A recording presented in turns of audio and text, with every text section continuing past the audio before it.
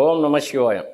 Sun astro TV மற்றும் நண்பர்கள், ஜோதிட சொந்தங்கள் அனைவருக்கும் சனீஸ்வரர் பயிற்சி 2026 நல்வாழ்த்துக்கள்.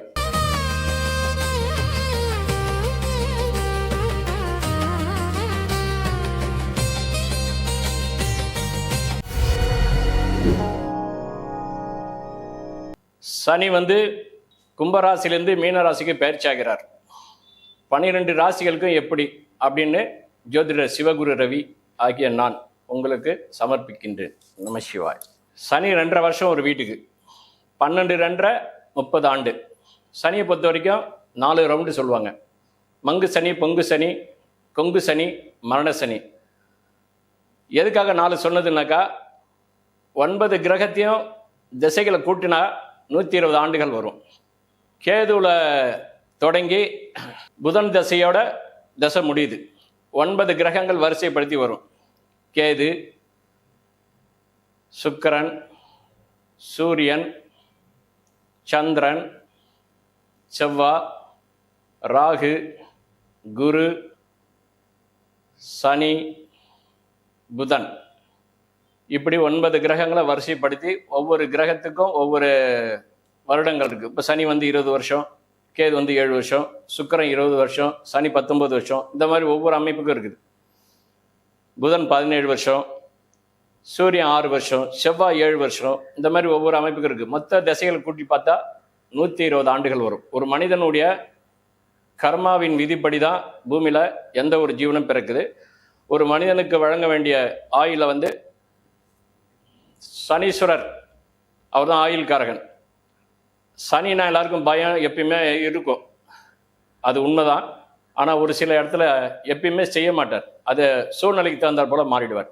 இதுதான் உண்மை. ஆனால் சனி இந்த மேஷ ராசிக்கு, காலபுருஷனுக்கு முதல் வீடு, இந்த மேஷ ராசிக்கு சனி 11 2.5 வருஷம் ஆச்சு. 10ல் இருக்கும்போது யோகத்தை கொடுத்தாரு, அங்கேயே ஆட்சி தான். கும்பத்தில் இருக்கும்போது 11ன்னு சொல்லக்கூடிய இடத்துல இருக்கும்போது, மேஷ ராசிக்கு 11ன்னு சொல்லக்கூடிய கும்பராசியில் சனி 2.5 வருஷம் முடிச்சிட்டார்.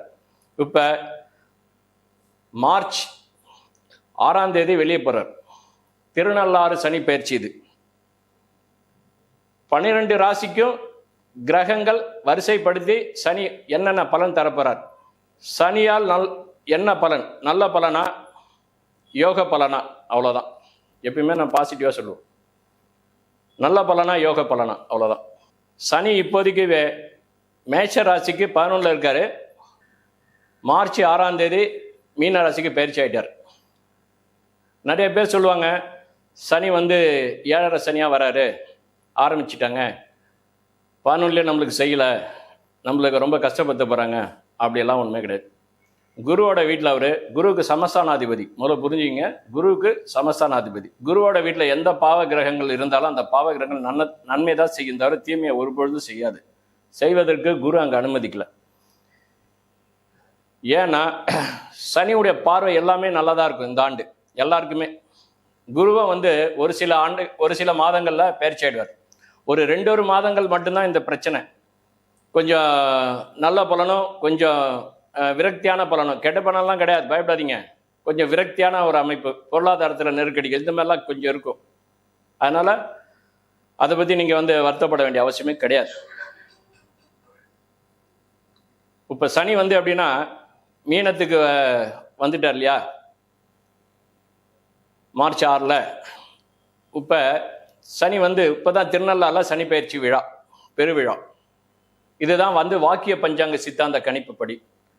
திருக்கணித பஞ்சாங்கங்கிறது முதலே போட்டுட்டாங்க. இது வாக்கிய பஞ்சாங்கம் திருநள்ளாறு சனி பயிற்சி. நம்ம வாக்கிய பஞ்சாங்கம் தான் எடுக்கிறோம், ஆனால் வாக்கிய பஞ்சாங்க கணக்கு சரியாக இருக்கிறதுனால அது நாங்கள் எடுத்துக்கிட்டோம். அதனால் இப்போ வாக்கிய பஞ்சாங்கம், திருக்கணித பஞ்சாங்கம்னு 2 உடைய இதுவும் இருக்குது. அதனால் யாருக்கு என்ன பிடிச்சதோ அவங்கவுங்க பண்ணிக்கலாம். அதனால் அந்த எந்த பஞ்சாங்கத்தையும் நம்ம குறை சொல்லக்கூடாது. இது சித்தரால் எழுதப்பட்டது, சித்தரின் வாயால் சொல்லப்பட்டது. சித்த வாக்கியம், சித்தர்கள் வாக்கியம் வாயால் வந்தது. இது வாக்கிய பஞ்சாங்கம். இந்த பஞ்சாங்கத்தின் அடிப்படையில் தான் சனி திருநள்ளாறில் சனி பயிற்சி விழா அப்படி சொல்லக்கூடியது மார்ச் 6ஆம் தேதி. திருநள்ளாறில் சனீஸ்வரருக்கு அன்னைக்கு நல்ல விழா, நல்லா சூப்பராக இருக்கும். பாலாபிஷேகம், எல்லா அபிஷேகமும் 6 கால பூஜ்யம் நல்ல பலமாக இருக்கும். பிரம்ம உச்சம் இது சொல்லக்கூடிய அந்த ஒரு அமைப்பை மிகையாக கூட சொல்லலாம். இந்த மாதிரியான ஒரு அமைப்பு திருநள்ளாறு சனி பயிற்சி விழா சிறப்பாக இருக்கும். இப்போ மேஷ ராசிக்கு 11ல் இருந்த சனி இப்போ 12க்கு வந்துட்டார். இப்போ உங்களுக்கு என்ன செய்ய போறாருனாக்கா 7.5 சனியாக வந்துட்டாரு, நம்ம கஷ்டப்பட்டு வரோம். அப்படிலாம் உண்மை கிடையாது.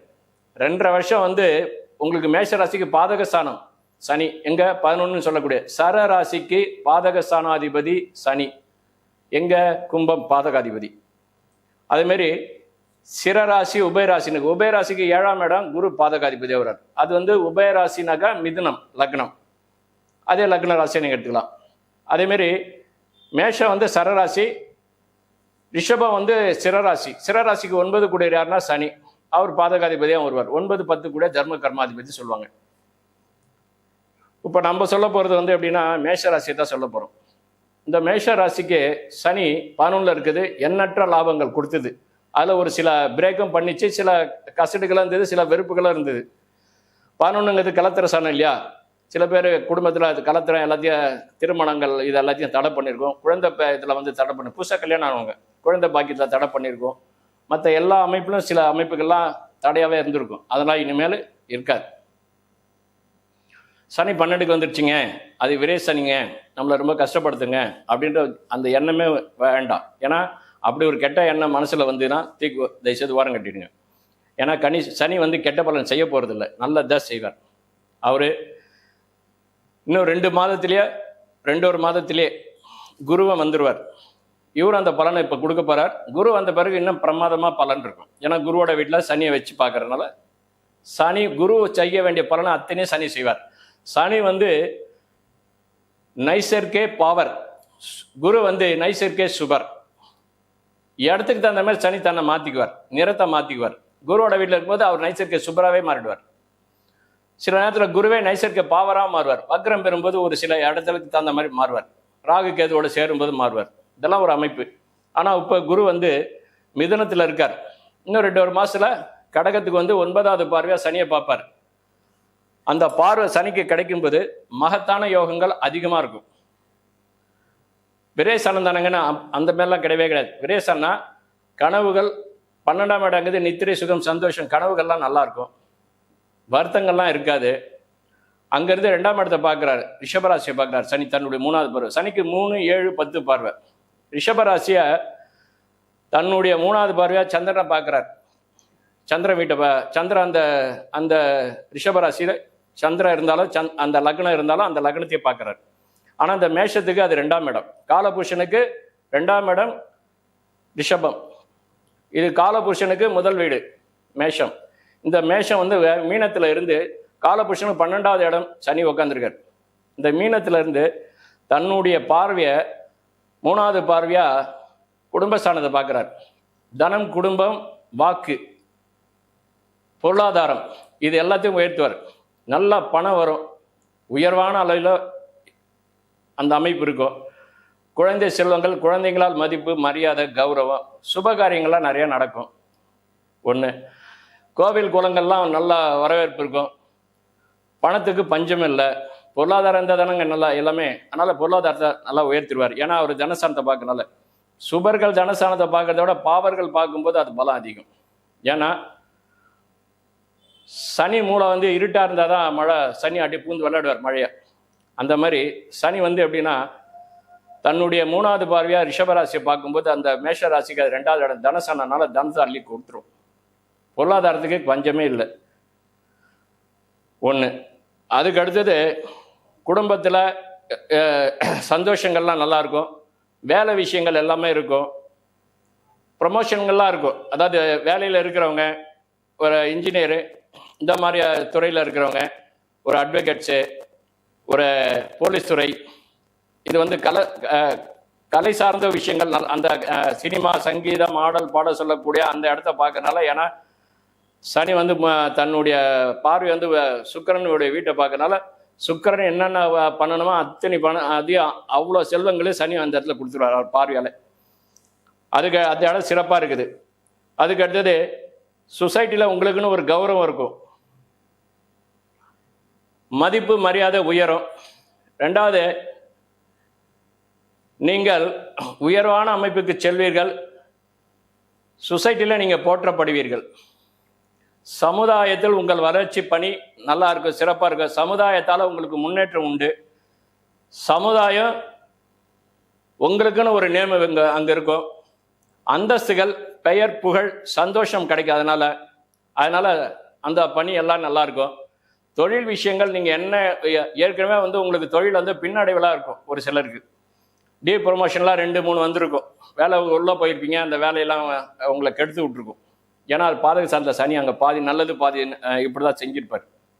சுபரம் பாவரம் அப்படி கலந்து கொடுத்துருப்பார். ஆனால் இப்போ அதெல்லாம் கிடையாது. யோகம்தான் அடிச்சு போயிடுவார். குரு என்ன செய்யணுமோ அந்த பார்வை வாங்கி குரு செய்ய வேண்டிய வேலையை அவர் செஞ்சுட்டு போயிடுவார். இதுதான் உண்மை. அதுக்கு அடுத்தது அவர் 6ஆம் இடத்தை பார்க்குறாரு.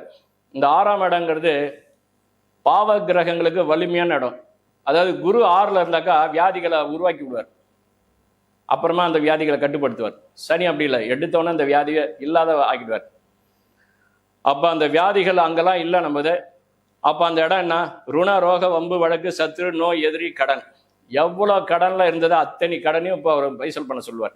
எல்லாத்தையும் முடிக்க சொல்லுவார். கடன்லாம் நீங்கள் வாங்க மாட்டீங்க, ஆனால் நீங்கள் கடன் கொடுப்பீங்க. அந்த அளவுக்கு உங்கள் பொருளாதாரம் உயரும். மறைவு ஸ்தானத்தில் இருக்கக்கூடிய வியாதி வெளியே சொல்ல முடியாமல் சில பேர்லாம் மனசில் புழக்கத்தில் இருந்திருப்பாங்க. அந்த வியாதிலாம் தன்னாலே நீங்கும். பயப்பட வேண்டிய அவசியம் இல்லை. அதுக்கான மெடிசன் எடுத்துங்க, நல்லாயிருக்கும். அதனால் வழக்கு, ஏற்கனவே வழக்கு இருந்தது, வீடு விற்றது இல்லை சொத்து விஷயம், உடன்பிறப்பால் ஒரு சில பிரச்சனைகள், இந்த மாதிரி ஏதாவது இருந்ததுன்னா கூட அதில் பேசி தீர்த்துக்குவாங்க. அந்த மாதிரியான ஒரு வழக்குகள்லாம் கிடையாது. இப்போ வழக்குகள் எல்லாமே இதுவாகும். நீதிமன்றத்தில் நீங்கள் ஒரு சில வருத்தங்கள் இருந்தால் கூட அந்த வருத்தங்களுக்கு முடிவு வரும். உங்கள் பக்கம் ஜெயமாகும். அதனால் உயர்வான அமைப்பு தான். அப்போ பொருளாதாரமும் அங்கே இருக்குது, தொழிலும் அங்கே இருக்குது, உங்களுடைய வளர்ச்சியும் அங்கே இருக்குது. 6ஆம் இடத்துல எதிரிகளும் அங்கே தான் இருக்காங்க. எதிரிகளால் நன்மை உண்டு, எதிரிகளால் ஆதாயம் உண்டு. எதிரிகள் உங்களுக்கு பக்கபலமாக இருப்பாங்க. முடியலைன்னா ஒதுங்கிக்குவாங்க, உங்களுக்கு தொல்லை கொடுக்க மாட்டேங்க. பயப்படாதீங்க. வியாதி அங்கே இல்லை, வறுமை இல்லை, வேதனை இல்லை, விரக்தி இல்லை. அதனால் 6ஆம் இடம் உங்களுக்கு பலமாக இருக்குது. அதுவும் சனி பார்க்கறனால, குரு பார்வை வாங்கி பார்க்கறனால சனி நல்லா இருக்கார். சனி எப்பயுமே டெஸ்டினி. அதாவது எப்படின்னா, குரு டிசையர், நீங்கள் என்ன வேணாலும் ஆசைப்படுங்க, நான் தரேன் அப்படின்னு. ஆனால் சனி அப்படி இல்லை. உனக்கு என்ன தேவையா நான் தான் தருவேன்னுவார். அதேமாதிரி கேதுவும் அதே மாதிரி தான். ஆனால் ராகு சுக்கிரன் மாதிரி குரு மாதிரிலாம் அப்படியே அள்ளி கொடுத்துட்டு போடுவார். ஆனால் சனி யோசனை பண்ணி தான் இந்த பொருளை உங்கள்கிட்ட கொடுக்கணும் அப்படின்னு கர்ம கணக்கை பார்த்து தான் அவர் கொடுப்பார். ஆனால் இந்த அமைப்பில் வரும்பொழுது யோசிக்க வேண்டிய அவசியமே இல்லை. மொத்த அமைப்பையும் கொடுத்துருவார். செல்வாக்கு உயர்த்துவார், சந்தோஷத்தை உயர்த்துவார், வியாதியை குறைச்சிடுவார். அதனால் 6ஆம் இடம் பலமாக இருக்கும். எதிரிகள் உங்களுக்கு கட்டுப்பாட்டுக்குள்ளே இருப்பாங்க. போன இடத்துல வேலை உடனே கிடைக்கும். இன்டர்வியூவில் உடனே செலக்டட் ஆகுங்க. ஏன்னா 6ஆம் இடத்தை சனி பார்க்கறனால எதிரிகளே அங்கே இருக்காது. ஆனால் இன்டர்வியூவில் செலெக்ஷன் ஆகுங்க, நல்ல சேலரி வரும். ஏற்கனவே நம்மளுக்கு சேலரி இது இல்லாமல், ப்ரொமோஷன் இல்லாமல் நம்ம கஷ்டப்படுறோம் அப்படின்னா டக்கு டக்குன்னு எல்லாமே கிடைக்கும். முதல்ல கேட்டு கொடுத்துருக்க மாட்டாங்க, இப்போ அவங்களே கொடுப்பாங்க. அதுமாதிரி அரசாங்க ஜாப்பில் ரொம்ப தூரத்தில் நீங்கள் வருத்தங்களோட வேதனையோட நீங்கள் வேலை செஞ்சுருப்பீங்க. உறவு இருக்கும், குடும்பம் ஒரு இடம் இருக்கும், நீங்கள் ஒரு இடம் இருப்பீங்க. ஆனால் அது எல்லாம் இப்போ இல்லை. அது எல்லாமே உங்களுக்கு சாதகமாக இருக்கும். அதனால் அவர் எப்படின்னா, உங்கள் ராசிக்கு உங்கள் ராசி, அதாவது மேஷ ராசிக்கு அடுத்தது அவர் எங்கே பார்க்குறாருன்னா, 8ஆம் இடம் சொல்லக்கூடிய மர்ம உறுப்புன்னு சொல்லக்கூடிய, முதல்ல 6ஆம் இடத்துக்கு இருந்தது, அதேமாதிரி 8ஆம் இடத்துக்கு மர்ம உறுப்புன்னு சொல்லக்கூடிய 8ஆம் இடத்தை பார்க்குறாரு. தலைமறைவான வாழ்க்கை அப்படி சொல்லக்கூடிய ஒரு 8ஆம் இடம், ஆயுள் ஸ்தானம். அதுக்கு அடுத்தது அந்த ஸ்தானத்தை சனி பார்க்கறது ஒரு பெருமை தான். ஏன்னா ஆயுள்காரங்க ஆயுள் ஸ்தானத்தை பார்க்கலாம், ஆயுள் பலம் கூடும். ஏன்னா அவர் சுப தன்மையோட பார்க்குறாரு. அதனால் அதுவும் பலம் இருக்கும். 8ஆம் இடத்தால கலகங்கள் இல்லை, வேதனை இல்லை, விரக்தி இல்லை. அதனால் எதிரிகள்லாம் இல்லை. 8ஆம் இடத்துலேருந்து ஒரு புதிய லாபம் இருக்கும். இந்த மேலிருந்து கீழே விழுதுறதெல்லாம் இந்த 8ஆம் இடம் தான். அது மேலே தலைமறைவான வாழ்க்கை அதெல்லாம் ஒன்றுமே கிடையாது, எதுவுமே கிடையாது. ஆனால் எல்லாமே இப்போ நல்லா இருக்கும். இந்த அவமானம் இதெல்லாம் சொல்லுவாங்க அந்த 8ஆம் இடம். அப்படிலாம் அவமானம்லாம் கிடையாது. கௌரவமாக இருப்பீங்க. நான் தான் சொல்கிறேன், சொசைட்டிலே உங்களுக்கு ஒரு அந்தஸ்து கிடைக்கும், கௌரவம் கிடைக்கும், பேர் உண்டு, புகழ் உண்டு. மகாலட்சுமி யோகம்னு சொல்கிறேன் இதை. அதனால் அவ்வளோ பணங்கள் வரும். உங்கள் தரித்திரம் விலகும், நல்லா இருக்கும், குடும்பம் நல்லா இருக்கும், குழந்தை நல்லா இருக்கும், விட்டு போன திருமணம் நடக்கும், குழந்தையே இல்லாதவங்களுக்கு குழந்தை பாக்கியம் உண்டு, நல்லா இருக்கும், தொழில் நல்லா இருக்கும். போலீஸ் துறை இருக்கிறாங்க, போலீஸ் துறை, மிலிட்ரி, இந்த மாதிரியான உயர்வான அதிகாரிகளுக்கு நல்ல ப்ரமோஷன் கிடைக்கும். நல்ல அமைப்பு, கெசட்டட் ஆஃபீஸருக்கெல்லாம் நல்ல கௌரவம் இருக்கும். ஸ்போர்ட்ஸு, கிரிக்கெட்டு இது எல்லாமே நல்லாயிருக்கும். நல்லா சிறப்பாக இருக்குது. மேஷராசிக்கு சனி பெயர்ச்சி வாழ்த்துக்கள்.